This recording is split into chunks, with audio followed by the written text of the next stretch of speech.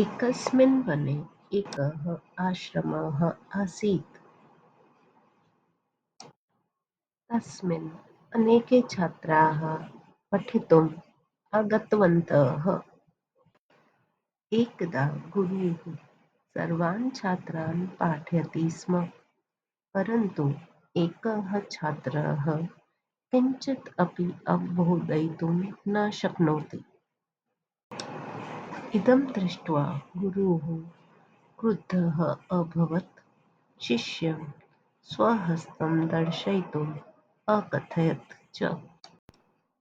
शिष्यस्य हस्तं दृष्ट्वा गुरुः अकथयत्, वत्स, तव हस्ते शिक्षायाः रेखा न अस्ति, अतः गृहं प्रति गच्छ। सः शिष्यः निश्चयम् अकरोत् यत् सः अत्यधिकं परिश्रमं कृत्वा शिक्षां प्राप्स्यति।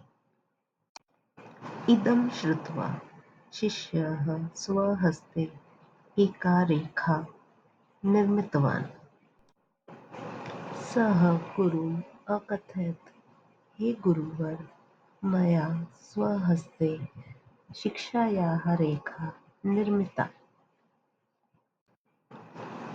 इदं दृष्ट्वा गुरुः आश्चर्यचकितः अभवत्। शिष्याय आशीर्वादम् अयच्छत् यत् संसारे कोऽपि तं शिक्षां प्राप्तुं वारयितुं न शक्ष्यति। सः तेजस्वी बालः कालान्तरे महर्षि पाणिनि इति नाम्ना प्रसिद्धः अभवत्।